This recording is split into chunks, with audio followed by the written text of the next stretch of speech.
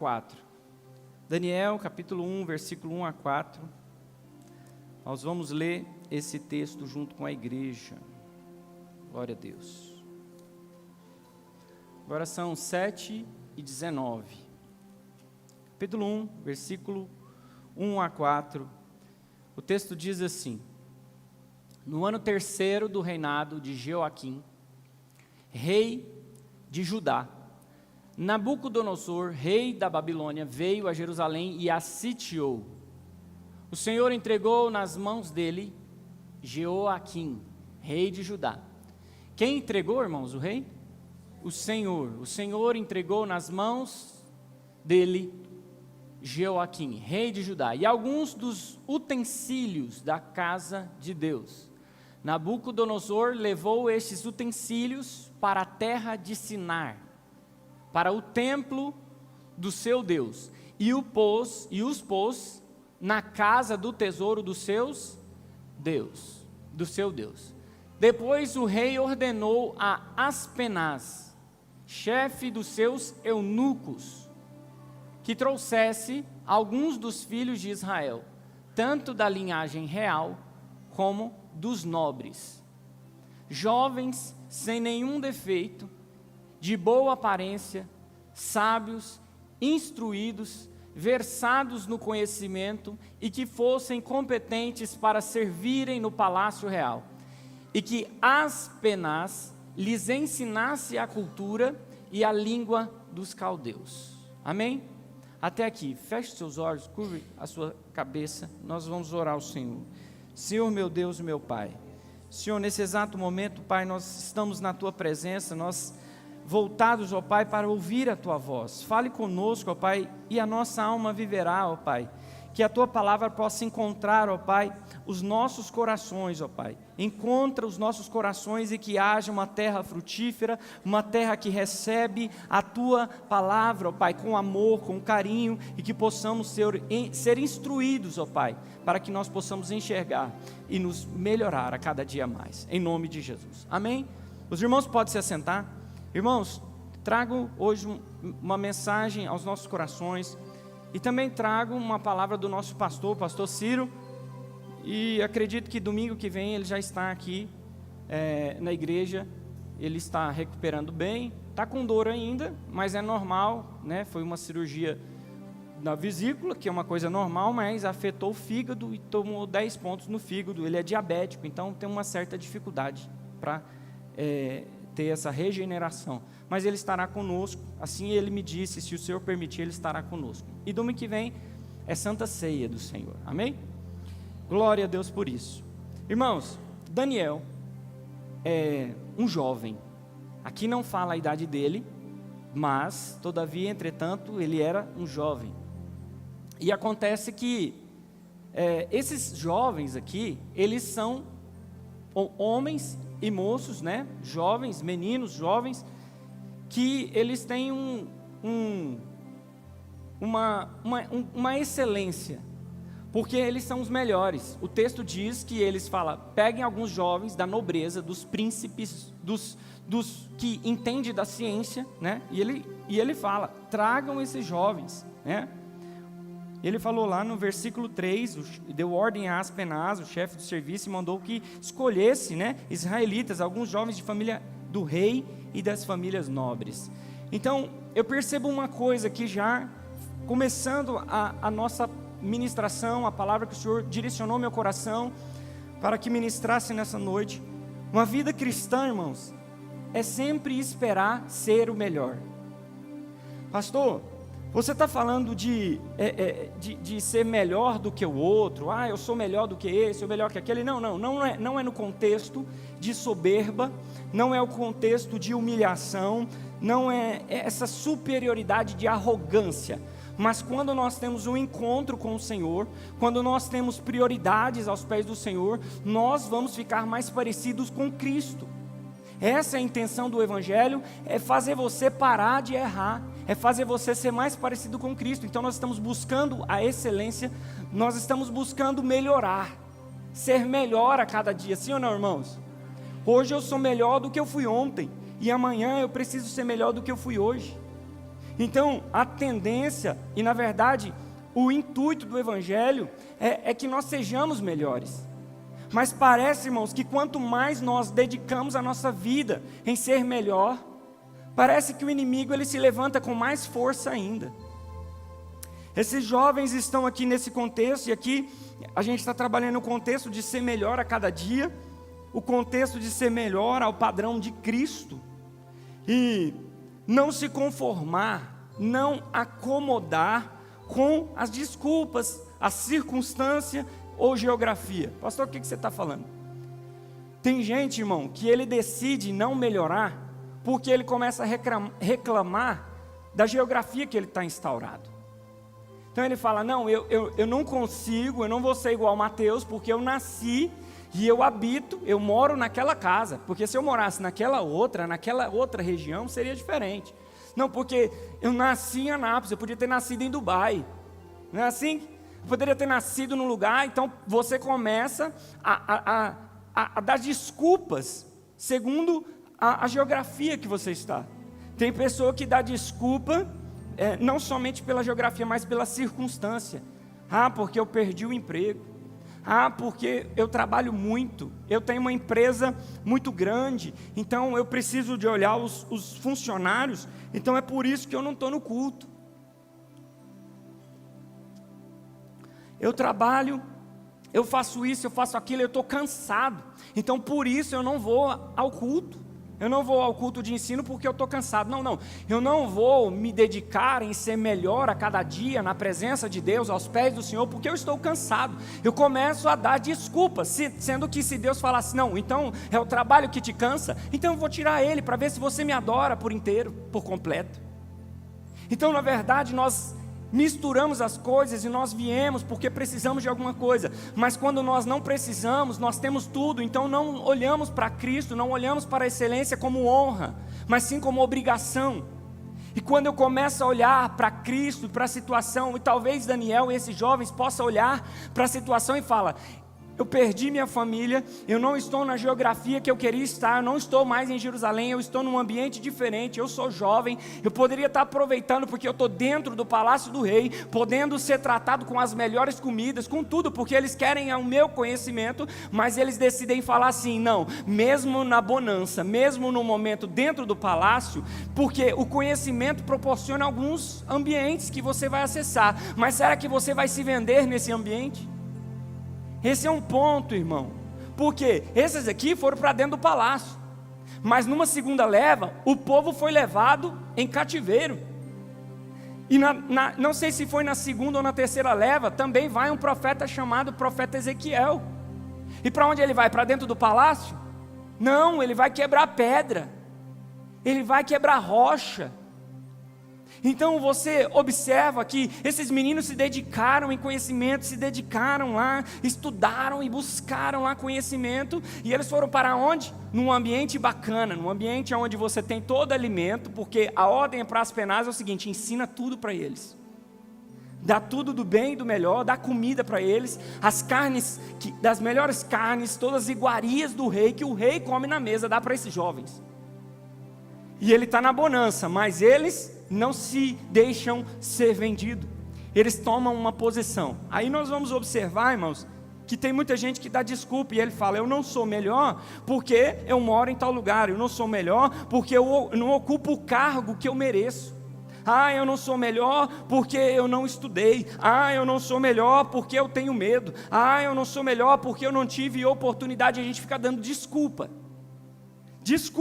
e eu quero te dizer, irmãos, que ser melhor no padrão de Cristo é abrir mão da desculpa,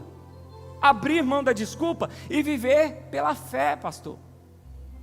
Eu não estou vendo, eu não fiz, mas pela fé eu vou alcançar, pela fé eu vou viver. Para de dar desculpa, irmão, para si mesmo. Você fala para você, eu não consigo. Quem disse que você não consegue?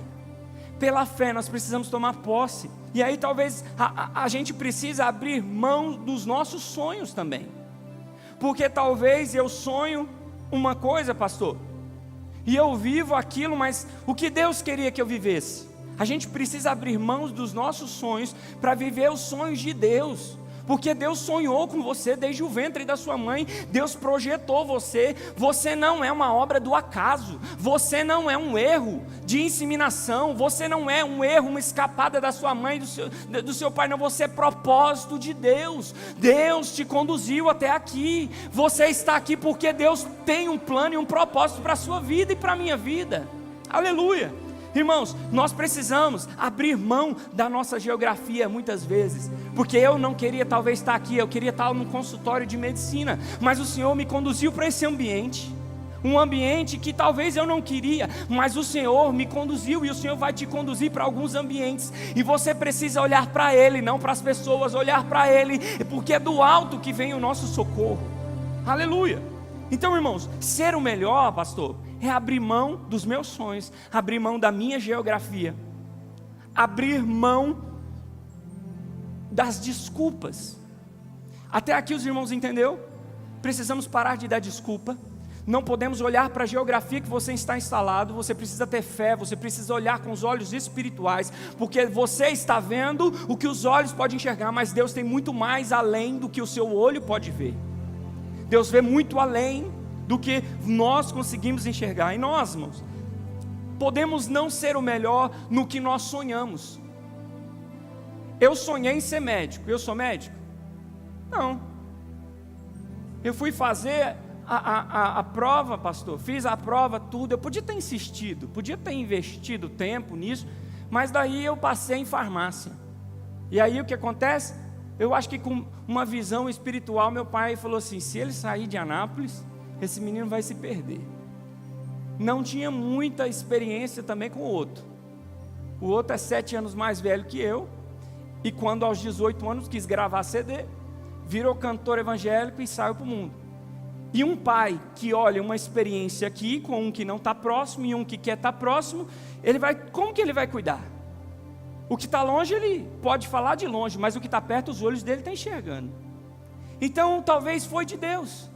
Foi algo que Deus preparou para mim, é um sonho de Deus para mim, e eu estou aqui sendo moldado, sendo trabalhado, sendo lapidado por muitas coisas, muitas situações, mas eu entendo que a geografia pode não ser a que eu quero, mas é a que Deus quer para mim. A geografia não é a nossa, é a dele, porque pode ser em qualquer lugar, pode ser na prisão, pode ser onde for, mas o importante não é o lugar, o importante é a presença de Deus estar com você. Se na prisão tem Cristo, tem presença de Deus, os grilhões vão se quebrar, vai ter terremoto e as cadeias vão se abrir, o portão vai se abrir, alguma coisa vai acontecer e o poder de Deus vai se manifestar através da sua vida. Porque o importante não é onde eu piso, o importante é quem pisa comigo. Aleluia, os irmãos estão entendendo, irmão? Um exemplo: se os objetos tivessem vida, são seres inanimados, mas se eles tivessem vida, o machado virasse para o serrote e falar: nossa, serrote, eu gostei de você, eu queria serrar como você serra. Mas na verdade o machado foi forjado e ele foi feito para um propósito. E qual é o propósito do machado? Cortar. O machado tem o poder de cortar numa machadada só. O serrote não, o serrote pode bater o serrote na madeira que não acontece nada. Mas o serrote, ele vem e tem que fazer o movimento e tem que insistir, e é um movimento lento, não é rápido, e às vezes precisa até de lubrificar ali com água, com algum óleo, alguma coisa, porque senão não vai cortar. E talvez o serrote fale: nossa, eu queria cortar como machado, seria muito mais fácil. Mas você percebe que cada coisa tem uma finalidade? Você percebe que Deus te fez para uma finalidade? Todos que estão aqui dentro, ninguém são igual, não somos iguais. Os 12 discípulos de Jesus eram diferentes. E uma coisa que eu aprendo com Jesus é que Jesus, ele tem a capacidade, o Evangelho tem a capacidade de pegar as pessoas diferentes e fazer uma congruência, e essas pessoas podem trabalhar junto. Você pega um que toca teclado, um que toca violão, um que toca baixo, um que toca guitarra, um que toca bateria, e forma um conjunto, uma unidade. Nós somos igreja, nós somos membro, e cada membro é diferente. Já pensou se a banda tivesse todos de teclado, fosse 6 teclados aqui tocando, como não seria ruim?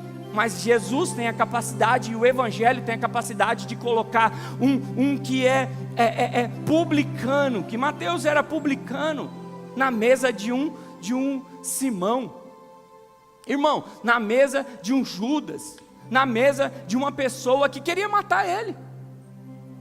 Você compreende isso? Mas Jesus consegue pôr os dois juntos, numa unidade só, numa comunhão só, vivendo um propósito. E eles se amam e eles estão juntos, no mesmo propósito. Essa é a realidade do Evangelho. Pastor, eu tenho funcionalidade na igreja? Não. Eu não faço nada na igreja, mas Deus te chamou para um propósito. E talvez você está sonhando em ser, você é um machado e está sonhando em ser um serrote. Por isso que você não está tendo sucesso no propósito que Deus te chamou. Você precisa entender para que você foi chamado. Você não foi chamado para ferir, você foi chamado para abraçar. Você não foi chamado para matar, você foi chamado para dar vida. Você precisa entender que o Evangelho não morre em você. Deus mandou, Adão e Eva pecou, aí Deus mandou o seu filho, em João 3,16, mandou o seu filho, amou o mundo de tal maneira, o filho veio, viveu entre nós, morreu na cruz do Calvário, para que eu e você tivéssemos vida, e você foi alcançado pela mensagem do Evangelho, e agora que você aceitou Jesus, e que você está aqui, na presença de Deus, você sentou no banco, você acha que o Evangelho vai parar aqui? Você acha que a função do Evangelho é só te salvar? A função do Evangelho não é essa. A função do Evangelho é: ide e fazei discípulos. Mas você vai fazer discípulo seu? Não. Olha para você ver. O Léo vai fazer discípulo dele. Então todos os meninos da igreja vai ser igualzinho o Léo. Vai, irmão. O bom líder não é aquele que molda os liderados conforme ele, mas é aquele que dá direção para todos os liderados. É que consegue pegar todos e fazer todos funcional. Então, irmãos, pastor, mas como você fala ir de fazer discípulo? Eu não posso ir fazer discípulo se eu não tiver conhecimento e capacidade para fazer discípulo. Então, primeiro Jesus falou assim: vinde a mim. Quando você vem a Jesus, você está enxertado na videira verdadeira. Você foi enxertado. Quando você foi enxertado, pastor Mateus, na videira, que é Cristo, você foi enxertado. E a partir desse enxerto, você vai dar fruto. E o fruto está vindo da onde? O fruto está vindo da árvore que é Cristo. O fruto é do Espírito Santo, não é seu. Então você está enxertado como se fosse esse braço. Eu enxertei o braço no corpo. E o braço vai começar a produzir discípulos. Se eu não vim e não for enxertado em Cristo, não tem como, eu não tenho vida em nós mesmos. Se você não estiver em Cristo, vocês não têm vida. Se nós não estivermos em Cristo, nós não temos vida. Aleluia por isso, por essa palavra, aleluia. Irmãos, então, nós olhamos que a ferramenta que Deus prepara, Deus te preparou, você é um vaso do Senhor, você é um instrumento nas mãos do Senhor. Mas o Senhor quer te usar, mas a ferramenta deu a doida, falou: não, eu não quero ser usado como você quer que eu seja. A ferramenta falou: não, eu sou só uma ferramenta de enfeite, deixa eu aqui no banquinho bonitinho que vai dar tudo certo. Jesus não te fez para isso, Jesus não te fez para esse propósito, Jesus te fez para produzir. Depois que você, irmão, sabe por que as igrejas estão machucadas e feridas? Porque todo mundo está pensando que ainda é ovelha. Jesus falou: vocês vão fazer discípulo, e vocês vão porque tem muitos trabalhadores. Ele não falou tem muitas ovelhas, ele falou vocês vão buscar os trabalhadores. Então, irmãos, eu entendo que tem um momento que uma moça, quando aceita Jesus, a Aline está aqui, levanta sua mocinha, Aline. Ela aceitou Jesus na quinta-feira que o culto acabou, ela sentiu no coração, veio aqui e reconheceu, renovou os votos dela, porque ela estava desviada. Mas eu quero dizer uma coisa para você: uma pessoa que ela vem, ela é ovelha. Eu preciso direcionar ela a pastos verdejantes, eu preciso mostrar na Bíblia o que ela pode, o que ela não pode. Mas tem crente que está aqui, irmãos, há 20, há 30, há 40 anos, e ainda se acha ovelha, dando trabalho para pastor. Enquanto a igreja acha que é tudo ovelha, nós não produzimos. Mas se nós imaginarmos, fomos curados, agora nós não somos ovelhas, nós somos trabalhadores e servos do Deus Altíssimo, nós servimos, aí agora sabe o que vai acontecer? Nós vamos lá para fora. A igreja é fora. Aí, pastor, nós vamos diminuir o culto porque nós fazemos culto para os membros, para as ovelhas. E eles reclamam: por que essa luz assim, esse som aqui? Podia colocar uma poltrona almofadada, podia colocar mais 2 ar-condicionado, podia fazer um salão aqui. Nós estamos preparando cultos para ovelhas, enquanto nós poderíamos diminuir o padrão do culto e investir lá fora, irmão. E investir em pessoas que você conhece, que você poderia estar com a sua ferramentinha serrando, com a sua ferramentinha batendo um martelinho, com a sua ferramenta trabalhando para Cristo, trabalhando para buscar, trabalhando para o ID. Mas enquanto isso, não, nós estamos com a síndrome da ovelha velha.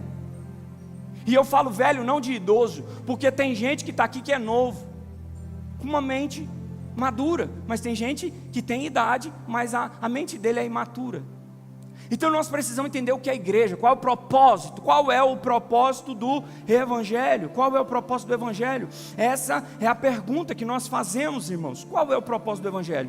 É nos deixar parecido com Cristo. Qual é o propósito do Evangelho, irmão? Nos deixar parecido com Cristo.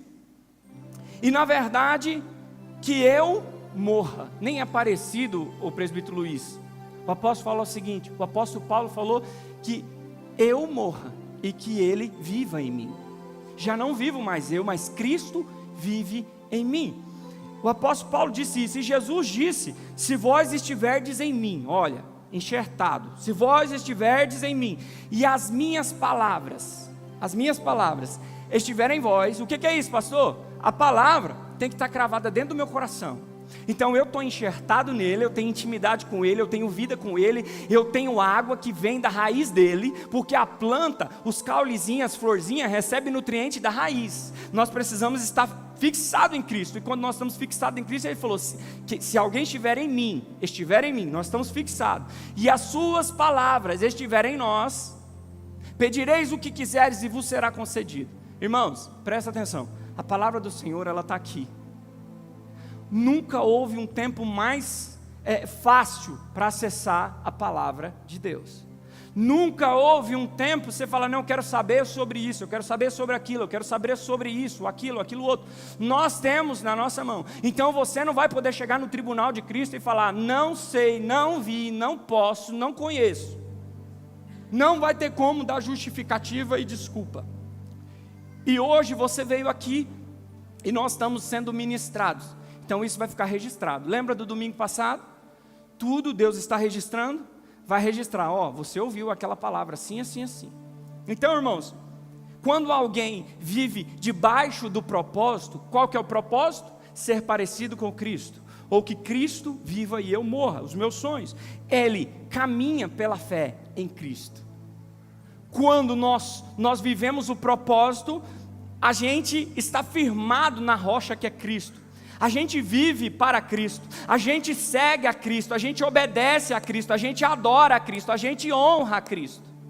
Eu queria que ficasse muito claro, porque viver o Evangelho é isso, é se entregar por inteiro, é se entregar. E o mais importante, irmãos, não retenha semente. Eu estava com um bate-papo com um pastor, e ele falou uma coisa muito interessante. Ele falou que você já percebeu que quando você vai começar a comer uma maçã, pastor, você vai comer uma maçã e você vai mordendo a maçã e talvez você se distrai e morde a semente. Automaticamente o seu cérebro fala: fiz uma coisa errada, eu mordi a semente. Por quê? Porque a semente não é para ser ingerida, a semente é para ser plantada. Tudo que Deus nos dá tem uma semente dentro. Tudo que Deus coloca na sua mão tem uma semente dentro. E quando Jesus traz um evangelho para você, Vilma, um evangelho para você, Kátia, um evangelho para cada um nesta noite que está aqui, não pode morrer em você. Você precisa transmitir essa semente que você está recebendo. Você está recebendo um alimento do céu e você precisa passar isso. Nós não podemos reter. Então, nós vamos viver pela fé, nós vamos viver em Cristo, nós vamos obedecer, nós vamos honrar, nós vamos adorar, nós vamos fazer o nosso papel, mas não retenha a semente. A palavra é semente e nós precisamos passar adiante esta palavra. Irmãos, não importa a circunstância, a geografia, pare de dar desculpa. comece a expressar o que Jesus já fez na sua vida. Comece a expressar o que Jesus já fez na sua vida. E esse Joaquim, que está lá em Daniel capítulo 1, esse camarada, ele significa Jeoaquim, significa Jeová confirma, Jeová estabelece, Jeová confirma e Jeová estabelece. Mas Deus, irmãos, Ele está entrando com juízo. Deus está entrando com juízo, e o texto diz que o Senhor entregou Joaquim a Nabucodonosor, sim ou não? E também entregou o quê? Os utensílios, os vasos, as taças. Está tudo indo embora com Nabucodonosor. Olha para você ver, vamos acompanhar. Irmãos, e o diabo, ele tem preocupação com os melhores. E ele começa a levar, aqui nós vemos outros, tem muitos jovens, mas tem 4 em específico, que é Daniel, Ananias, Misael e Azarias. São 4 jovens que o texto vai citar eles, mas foram outros também levados. Mas olha para você ver, irmãos, o diabo ele tem preocupação com os melhores. Aqui eu não estou falando de posição ou de título, mas pessoas que são dedicadas a honrar a Deus. Pastor, ser melhor é ter título, é ter diploma, é ter dinheiro? Não, eu estou falando ser melhor na visão de Cristo. Como é uma pessoa melhor? É uma pessoa que ela tem uma vida espiritual. Como eu posso ser melhor?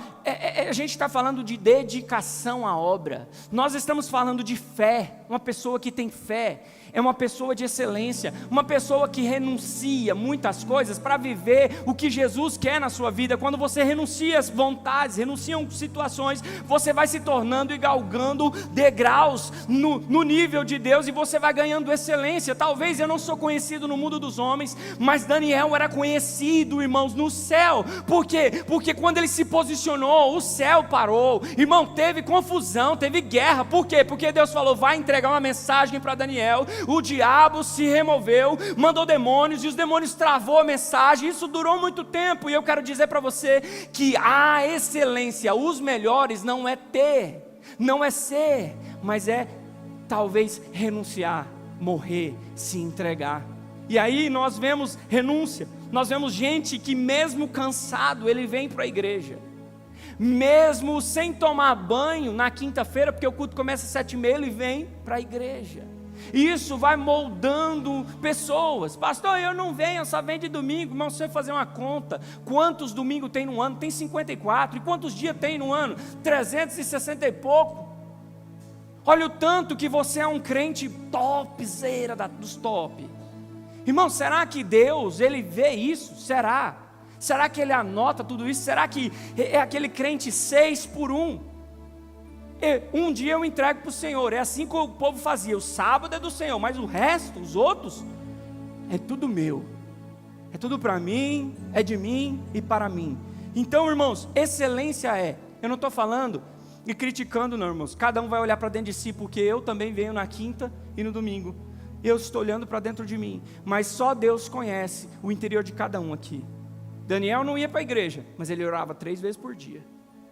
Daniel não podia estar em Jerusalém, mas ele era um homem diferenciado. Ele era um homem de renúncia, um homem de palavra, um homem de caráter. Amém, irmãos? Então, nós estamos falando de gente que sacrifica pelo propósito. Sabe o que é sacrificar um sonho para viver o propósito de Deus? Sabe o que é renunciar a uma vontade para viver o propósito de Deus? Irmãos, é estar comprometido com o Evangelho, comprometido com almas, comprometido com a palavra, não estar atrás de carona. Você já percebeu que tem gente que vem atrás de carona? Tem muita gente que acessa carona. Eu não estou falando de carro, para levar a irmã Sebastiana leva muita gente e traz, bacana. Não estou falando disso, eu estou falando assim, pastor, ora para mim, porque... Não, irmãos, eu vou orar com você. Eu vou orar com você. Não vou fazer o papel você. Não, pastor, leva esses pedidos no monte para mim. Não, irmão, eu posso ir no monte, mas eu vou com você. Eu vou com você. Jesus não fez o papel para os 12. Jesus ensinou junto, eles caminharam junto, e depois ele falou, agora vocês vão, porque vocês está sobre a minha tutela, vocês estão protegidos, vocês estão revestidos de poder. Então é isso, irmãos. E aí Daniel, Ananias, Misael e Azarias. Olha para você ver, Daniel significa Deus é meu juiz. Daniel significa Deus é meu juiz. Ananias significa o Senhor tem sido gracioso ou bondoso.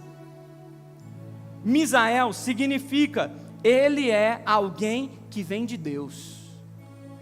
Azarias significa o Senhor é o meu ajudador. Irmãos, você percebe que quem deu o nome para esses meninos foram quem? O pai e a mãe, sim ou não? O pai e a mãe, num contexto de distorção da palavra, porque Deus estava muito bravo com aquele povo, até porque entregou eles ao povo da Babilônia, entregou eles cativos. Então aquele contexto era de miscigenação e bagunça. Mas você olha para os pais desses 4 aqui, os pais desses 4 fizeram um excelente trabalho. Os pais desses 4 ensinaram, falou Daniel, Ananias, Misael e Azarias: vocês são diferentes, vocês não podem se contaminar, vocês são filhos de Deus, vocês têm identidade. Qual é a sua identidade, Daniel? Você é o seguinte: Deus é o seu juiz, Daniel. Deus é o seu juiz, Daniel. Qual é a identidade minha, pai? Ananias perguntou: o Senhor tem sido bondoso para com você, Ananias. Ei, Misael perguntou: Senhor, o que significa? Ele é alguém que veio da parte de Deus. Deus mandou você para mim, Misael. Ei, irmãos, presta atenção. Azarias perguntou: o que é isso, pai? O Senhor é o seu ajudador, Azarias. Os pais direcionaram. Os pais têm uma grande importância para que os filhos não venham se desviar, porque mesmo na ausência dos pais, eles estão aí na Babilônia, mas eles decidiram ser diferente, eles decidiram honrar a Deus, eles decidiram estar renunciando muita coisa, eles abriram mão de regalia, abriu mão de muita coisa para viver o propósito, aleluia. Irmãos, agora esses meninos estão num ambiente escuro, cheio de deuses, onde eles olham, tem Deus aqui, tem Deus ali, tem um monte de Deus naquele ambiente, tem Deus para todo lado, adoração, uma miscigenação e uma cultura pagã. E esses irmãos, esses 4 jovens de Judá, por intermédio dos seus nomes, eles testemunharam, falaram: não, o que o meu pai falou é verdade sobre a minha vida. Mas quando eles chegam, irmão, quando eles chegam nesse ambiente, o que acontece? Eles querem mudar o nome, porque você viu no versículo 4 que o chefe dos eunucos falou assim: troca o nome desses meninos. Aí qual o nome que vai trocar? Falou o seguinte: no nome do Daniel, você vai trocar para Beltesazar. Beltesazar. Bel, irmão, significa Deus, é um Deus da Babilônia, era um Deus. Tanto é que tem um que Jesus fala muito nos evangelhos, Belzebu, que é o Deus da mosca. Então você consegue entender que Bel era o Deus deles. E aí você entende o seguinte: Beltesazar significa detentor dos segredos de Bel. Detentor dos segredos de Bel. Sadraque significa inspiração do sol. Mesaque significa aquele que pertence à deusa Sesaque. Abednego significa servo de Nego, a estrela da manhã. Então você percebe o seguinte: vamos ficar restrito a Daniel, detentor dos segredos de Bel. Ele era Deus é meu juiz, mas agora mudaram o nome dele e falou: você vai ser o detentor dos tesouros, dos segredos de Bel. Você vai estudar sobre esse Deus e você vai ficar fera nesse Deus. E aí, irmãos, ninguém vai alterar o que Deus disse sobre a sua vida. Ninguém vai alterar. Irmãos, pensa na tua casa e diga comigo o seguinte: ninguém vai alterar o que Deus disse. Vamos fazer uma coisa aqui, irmãos. Na tua casa, ninguém vai alterar o que Deus disse. Na tua família, ninguém vai alterar o que Deus disse. Sobre o seu ministério, ninguém vai alterar o que Deus disse. Sobre a sua família, sobre o seu casamento, ninguém vai alterar o que Deus disse sobre a sua vida. E assim Daniel se posiciona: podem me chamar do que quiser, mas a quem nós vamos ouvir? Eu vou ouvir a voz de Deus, porque Ele é o meu juiz. Eu posso estar num ambiente diferente, um ambiente pagão, mas a Ele continua ainda sendo o meu juiz. Aleluia, glória a Deus por isso, glória a Deus por essa palavra, aleluia. Então, eles podem chamar de Beltesazar, mas Deus disse que eu sou Daniel. El, irmãos, El significa Deus, El Betel, a casa de Deus. El significa Deus. E Daniel, ele está aqui nesse ambiente, e eu vou até acelerar aqui para a gente entender. Quem nós estamos ouvindo, irmão? Quem você está ouvindo? Deus continua mantendo a palavra que Deus disse para você. Quando você levantou a mão e aceitou Ele, você levantou a mão e aceitou, você desceu as águas, e aquela palavra que Deus disse para você ainda está de pé, o decreto de Deus ainda não mudou, é o mesmo, o nosso Deus é o mesmo ontem, hoje e será eternamente, o nosso Deus não muda, irmão. O que você está ouvindo, você não pode, você é incapaz. Você está dando ouvido a algumas pessoas e falava, você não vai dar em nada, você não vai sair dessa depressão, você não vai dar certo na vida, você é um inútil, você é preguiçoso, você é covarde, você é adúltero, você é marginal, você é ladrão, você é muitas coisas. Ou você vai dar ouvido à voz do Senhor, que Ele diz o seguinte: você é raça eleita, você é sacerdócio real, você é um povo adquirido, você foi lavado e remido pelo sangue do Cordeiro de Cristo, você é um povo eleito, você é sal da terra, você é luz do mundo, você foi perdoado, você é salvo, você é liberto, você foi resgatado, você foi justificado. A quem nós vamos ouvir? Muitos vão falar, você é pecador e você não pode sentar aqui, mas Jesus está falando, eu te amo e eu morri por você, e você agora está justificado, agora você é santo, você vai ser santificado pelo que eu vou colocar dentro de você. Aleluia, glória a Deus. E Daniel vai servir, irmão, e passa um tempo, pastor, passa 40 anos, diga comigo, 40 anos, 40 anos, e aí agora tem um filho ou neto, alguns dizem que é filho ou neto de Nabucodonosor, está reinando, e aí o nome dele é Belsazar, não é Beltesazar, é Belsazar. E aí, irmãos, ele quer fazer uma festa, e ele vai fazer a festa. Coloca para nós em Daniel capítulo 5. Ele vai fazer uma festa, e essa é uma festa pagã. Ele chama mais de 1000 convidados, mais de 1000 líderes. E ele está fazendo essa festa, uma festa absurda. E ele manda ir ao templo. Olha a bobeira. Começou a beber e parará lá. O rei Belsazar deu um grande banquete a 1000 homens importantes do seu reino, e bebeu vinho na presença deles. Enquanto Belsazar bebia e apreciava o vinho, mandou trazer utensílios de ouro e de prata que Nabucodonosor, o seu pai, havia tirado do templo de Jerusalém, para que ele, os homens importantes do reino e as mulheres e concubinas do rei, os usassem para beber vinho.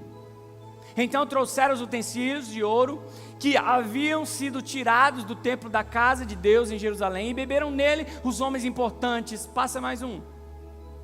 Beberam vinho, deram louvores aos deuses,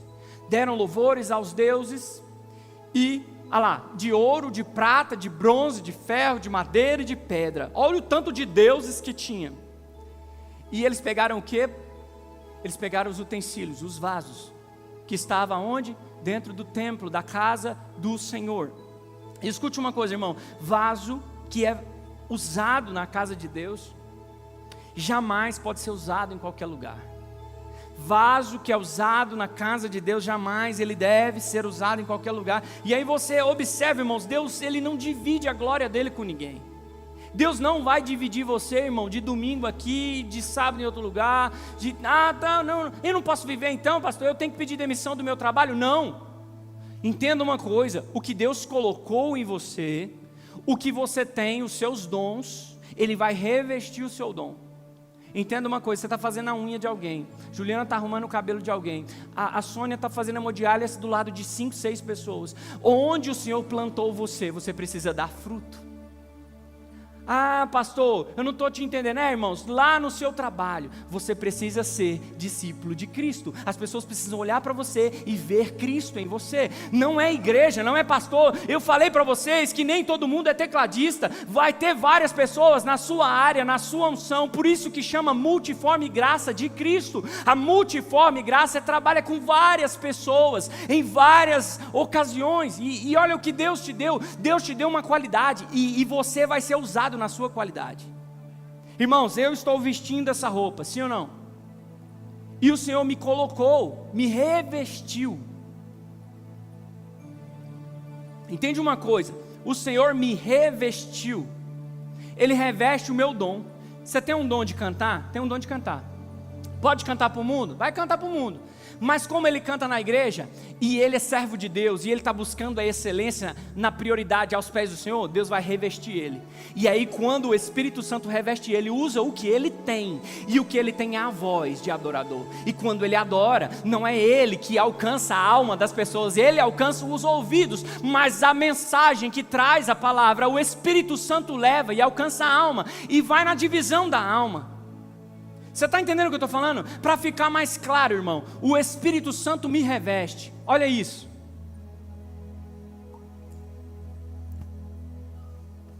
O Espírito Santo me reveste. Está vendo? Fiquei molhado? Estou molhado, pastor?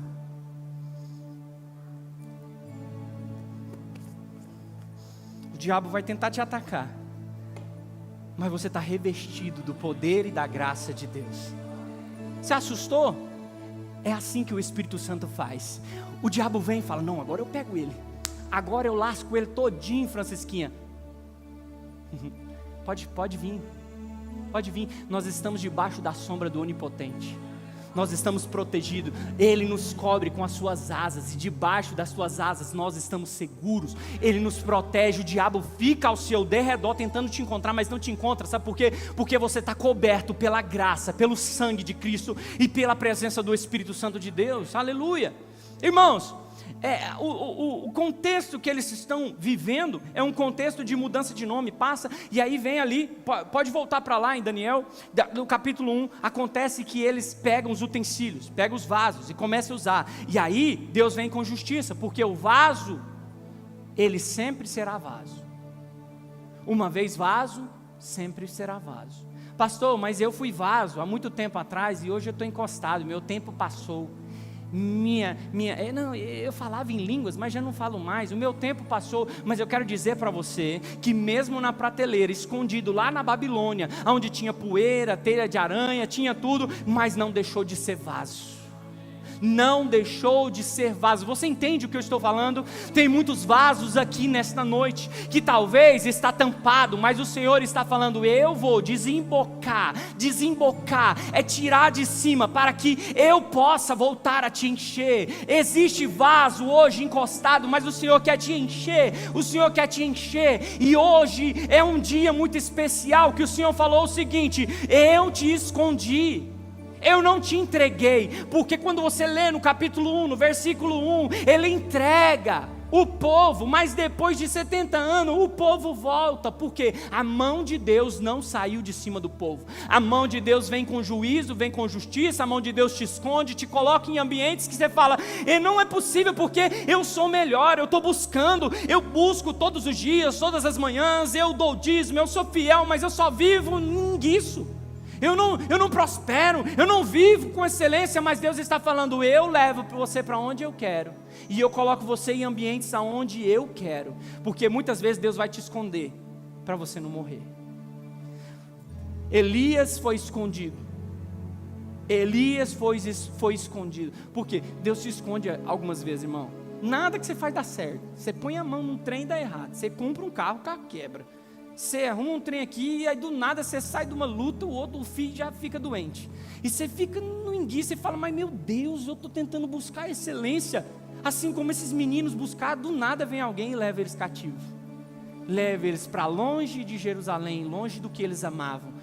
O que eles amavam não era a família, nós percebemos que era Deus que ele amava. Irmãos, entenda o contexto que está esse embrolho. Abre para nós versículo 13, capítulo 5, versículo 3 de Daniel 13, abre para nós. Então Daniel foi levado à presença do rei. Sabe o que aconteceu aqui, irmãos?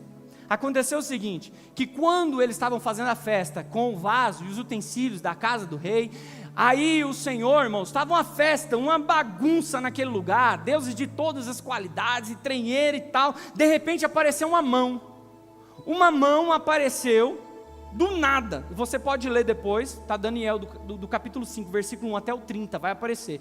Aparece uma mão na parede, no reboco, a mão começa a escrever no reboco, e as pessoas, os 1000 convidados, os reis e todos eles ficaram aborrecidos, eles ficaram loucos, eles ficaram tenebrosos. O texto diz isso, que eles ficaram com muito medo. Então ele manda chamar alguém, manda chamar todo mundo, manda chamar o sábio, manda chamar o eunuco, manda chamar todo mundo. E eu vou dar isso, eu vou dar aquilo, no reino aqui, é só abaixo de mim, você vai ter o poder sobre tudo. Quem desvendar esse mistério, eu vou fazer tudo isso.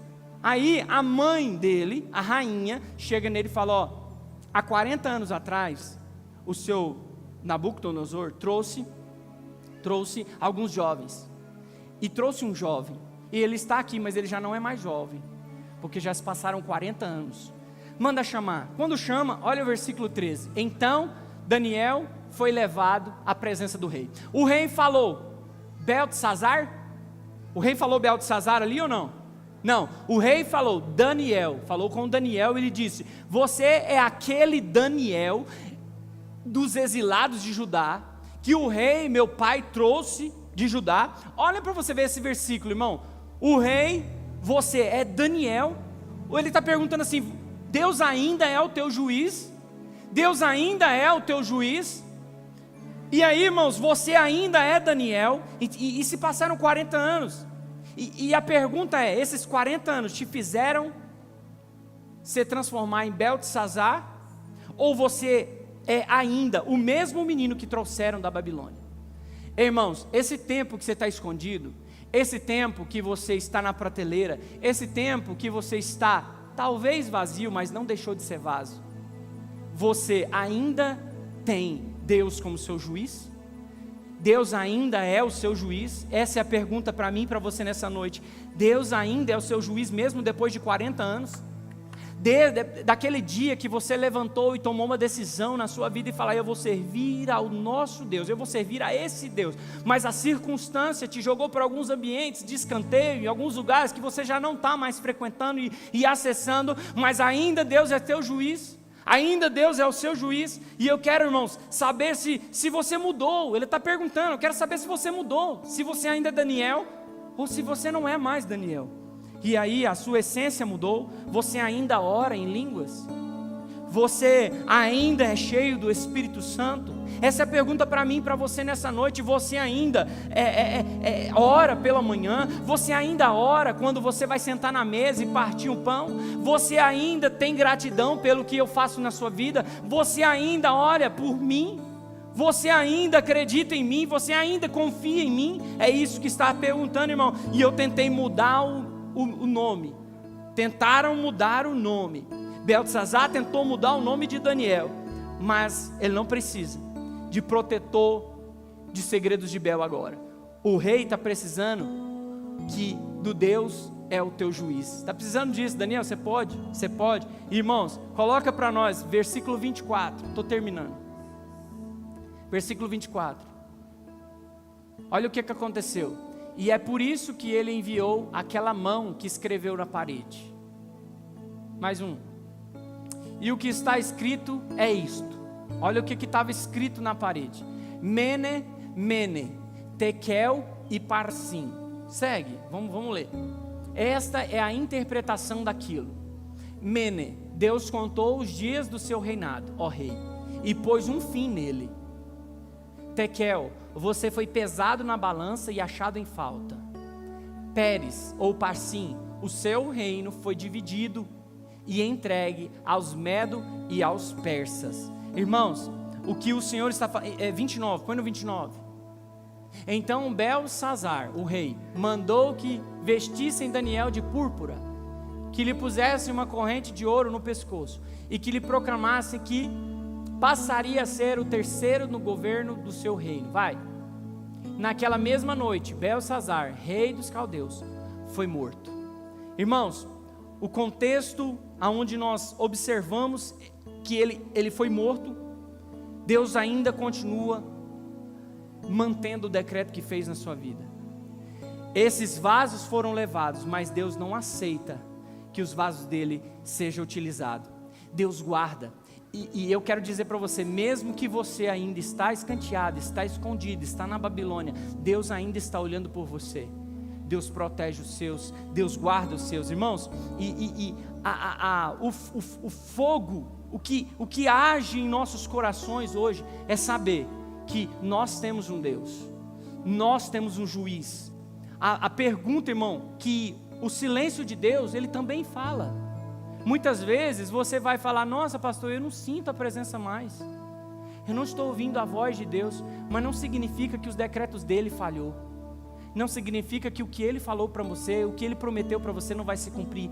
Ele está escondendo, Ele está te escondendo, irmãos. E você, quando Deus Ele está em silêncio, a única coisa que Deus quer saber de nós é: você ainda está mantendo a parceria? Você ainda está comigo? Ou você se tornou Belsazar? Ou você vai ser escravo de demônio? Vai chegar um grande dia, irmão, que o rei vai mandar te chamar.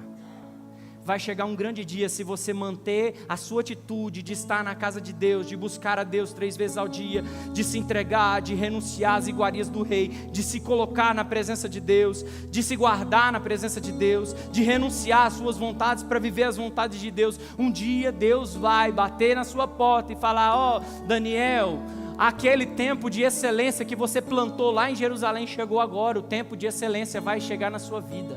O tempo de excelência vai chegar na sua vida. E sabe o que aconteceu? Ele se tornou uma pessoa muito importante. Acima de várias pessoas, ele foi como se fosse um governador naquele ambiente. E eu quero dizer para você, irmão, não importa a geografia que você está plantado. Se você é um vaso, Deus cuida dos vasos dele. Não é porque você deixou de ser vaso. Um vaso, sempre vaso. Uma vez vaso, sempre vaso. E eu quero dizer para você: desemborca o vaso. Desemborca o vaso. Sabe por quê? Porque Deus quer te encher novamente. Deus quer te encher novamente. Você pode levantar a sua mão para você receber? Deus vai encher você com uma medida tal, uma medida tão grande, transbordante a sua vida, que as coisas, você vai ver a presença de Deus na sua vida, você vai ver os caminhos se abrir, você vai iluminar o seu caminho, você vai ver alguém te fechar, mas o Espírito Santo de Deus vai ser visível, a presença de Deus na sua vida, a graça de Deus, a misericórdia de Deus está contigo, mesmo sendo um vaso que parou, que está escondido, que está encostado, mas você vai voltar a falar em línguas estranhas, você vai voltar a falar, a ver coisas espirituais, você vai sentir a presença de Deus, você vai entrar num ambiente como esse e não vai sair daqui do mesmo jeito. Por quê? Porque somos servos de Deus, nós buscamos o Deus que é nosso juiz. O nosso Deus é o nosso juiz. Ele é Daniel, ele não mudou. Irmão, pare de ouvir os demônios, pare de ouvir pessoas e comece a voltar o seu ouvido para aquela voz que te chamou no início. E Deus, se ouve uma voz que te chamou no início, e essa voz não mudou, Ele é o mesmo ontem, o mesmo hoje e será eternamente, em nome de Jesus. Você pode fechar os seus olhos, curvar sua cabeça? Quero fazer uma oração para você. Senhor meu Deus, Senhor, a palavra foi ministrada, ó Pai. Às vezes não ouvimos o que queremos, mas nós ouvimos o que precisamos, ó Pai. E hoje a mensagem é que o Senhor é o nosso juiz, que o Senhor não esqueceu de nós.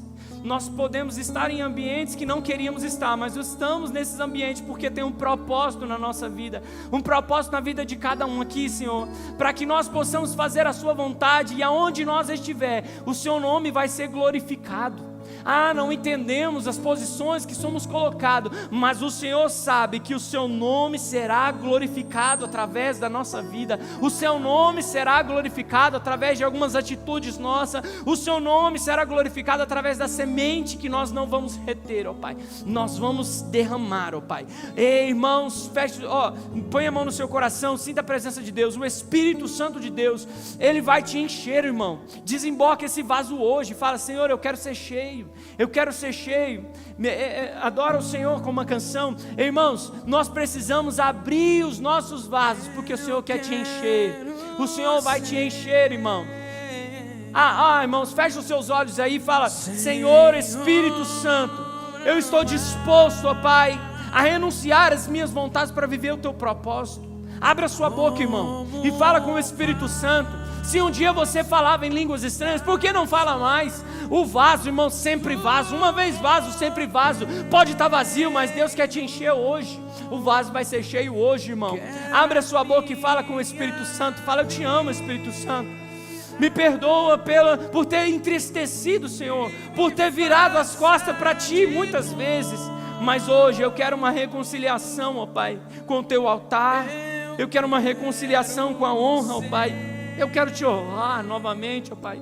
Eu quero Te glorificar novamente, ó Pai. Eu não quero ser alguém que venha receber culto, mas eu quero ser alguém que venha derramar diante de Ti, ó Pai. Irmão, quando nós erramos, o Senhor nos quebra, mas Ele nos faz de novo. Uma vez vaso, sempre vaso, irmão. Ele pode te quebrar, mas Ele vai te refazer de novo, porque Ele tem um propósito na sua vida. Ele, irmão, sonhou algo conosco, e quando nós deformamos o vaso que Ele fez para nós, nós saímos fora do molde dEle, e o caráter dEle é o molde para o nosso vaso, irmão. Vamos entrar na presença de Deus, em nome de Jesus, em nome de Jesus, em nome de Jesus. Que Deus abençoe, em nome de Jesus. Essa é a palavra que o Senhor tem para nós. Irmãos, eu tenho alguns avisos para fazer aqui agora, e tem a apresentação da pequena Laura, né? A pequena Laura está aí? Perfeito. Pode vir aqui, vindo aqui. Pode finalizar. Irmãos, os avisos já está ali, né? O ensaio